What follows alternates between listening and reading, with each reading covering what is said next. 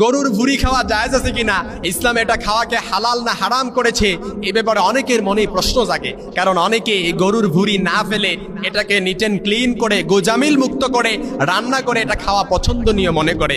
এজন্য যারা এমনটি করেন তারা এটা হালাল না হারাম মনে করে করেন, কিংবা এটা খাওয়া জায়েজ কিনা, ইসলাম কি বলে, এ ব্যাপারে আমাদেরকে অবশ্যই বুঝতে হবে। কারণ খাদ্য গ্রহণ এটা ইসলামে আমাদের মানব জীবনের একটা মৌলিক চাহিদা। এ ব্যাপারে অবশ্যই ইসলাম দিক নির্দেশনা দিয়েছেন, আপনাকে অবশ্যই হালাল ভক্ষণ করতে হবে। কোরআন আল কারীমের সূরা বাকারার মধ্যেও আল্লাহ তাআলা বলেছেন, ইয়া আইয়ুহান নাস কুলু মিম্মা ফিল আরদি হালালান তাইয়্যিবা, হে মানুষ সকল, তোমরা হালাল যেটা করেছি আমি এবং যেটা পবিত্র সেটা তোমরা ভক্ষণ করো।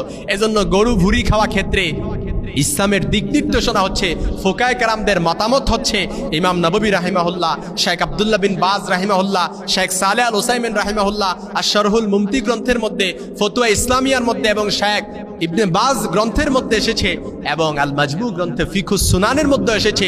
বিষয়টা খুব সুন্দরভাবে কোট করা হয়েছে। তাদের ঐক্যমত্য মতামত হচ্ছে, গরুর ভুঁড়ি এটা যেহেতু অর্থাৎ হালাল প্রাণীর, অর্থাৎ যেটা আল্লাহর নাম নিয়ে জবাই হয়, এরকম প্রাণীর প্রত্যেকটি অঙ্গ খাওয়াই হালাল করে দেওয়া হয়েছে। এক্ষেত্রে আমি হাদিসও কোট করছি। এ ব্যাপারে নবীজি সাল্লাল্লাহু আলাইহি সাল্লামের স্পষ্ট হাদিস হচ্ছে, তোমাদের জন্য দু ধরনের মৃত এবং দু ধরনের রক্ত হালাল করা হয়েছে, মৃত মাছ ও পঙ্গপাল এবং কলিজা ও প্লীহা। এ ব্যাপারে নবীজি সাল্লাল্লাহু আলাইহি সাল্লামের হাদিস। এই হাদিস প্রমাণ করে শরীরে রক্ত থাকার পরও কিন্তু কলিজা এবং প্লীহা খাওয়া এটা কিন্তু জায়েজ। এবং সাহাবায়ে কেরামের আভ্যন্তরীণ যে বিষয়টা, অর্থাৎ ইবনে আব্বাস রাদিয়াল্লাহু তাআলা আনহুর বর্ণনা, যেটা স্পষ্ট বোঝা যায়, মুসান্নাফ আব্দুর রাজ্জাকের মধ্যে এসেছে, গরুর ভুঁড়ি খাওয়ার ক্ষেত্রে আল্লাহ রাসূল সাল্লাল্লাহু আলাইহি সাল্লামের যুগে গরু ছাগলের ভুঁড়ি, কলিজা, অন্ত্র, হৃৎপিণ্ড সবই খেতাম এবং নবী সাল্লাল্লাহু আলাইহি সাল্লাম তা কখনো খেতে নিষেধ করেননি। এবং ইমাম নববী রাহিমাহুল্লাহ বলেছেন, গরু বা অন্যান্য হালাল জন্তু, অর্থাৎ আমরা যদি ইমাম নববী রাহিমাহুল্লাহ, শেখ আব্দুল্লাহ বিন বাজ রাহিমাহুল্লাহ, শেখ সালেহ আল উসাইমিন রাহিমাহুল্লাহ সকলের ঐক্যবদ্ধ মতামত হচ্ছে এবং তাদের ফতোয়া হচ্ছে, গরু বা অন্যান্য হালাল জন্তুর প্রত্যেকটি অঙ্গ খাওয়াই হালাল।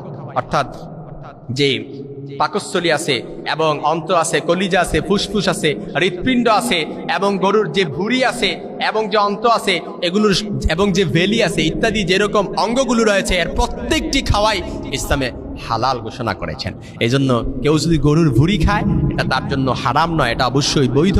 তবে প্রত্যেকটি আমরা যে অঙ্গগুলো অর্থাৎ এগুলো রান্না করে খাবো, এটা তো আমাদের রুচিতেও যায় যে এটাকে স্পষ্ট নিট অ্যান্ড ক্লিন করে গোজামিল মুক্ত করে তারপর এটাকে রান্না করে তারপর এটা আমরা ভক্ষণ করি। এটা সবার রুচি এরকম, কারণ কেউ তো আর কাঁচা ভক্ষণ করেন এবং কেউ তো অপরিষ্কার করে তারপর এটা ভক্ষণ করে ফেলবে না। এই জন্য আমাদেরকে অবশ্যই এ ব্যাপারে সতর্ক থাকতে হবে যে প্রত্যেকটি অঙ্গ এটা পরিপূর্ণভাবে নিট অ্যান্ড ক্লিন হচ্ছে কিনা এবং পরিপূর্ণভাবে এটা পরিষ্কার হচ্ছে কিনা। এবং এই গরুটা আমাদেরকে সর্বপ্রথম হালাল হওয়ার ক্ষেত্রে সর্বপ্রথম আমাদেরকে যেটা লক্ষ্য রাখতে হবে যে গরুটা আল্লাহর নামে জবাই হচ্ছে কিনা, এই প্রাণীটা আল্লাহর নামে জবাই হচ্ছে কিনা। কারণ কারো নামে যদি কুরবানি করা হয়, কারো কোনো ব্যক্তির নামে যদি কুরবানি দেওয়া হয়, তাহলে কিন্তু সেটা কখনো খাওয়া, এটা কোনো অঙ্গ খাওয়াই তখন ইসলাম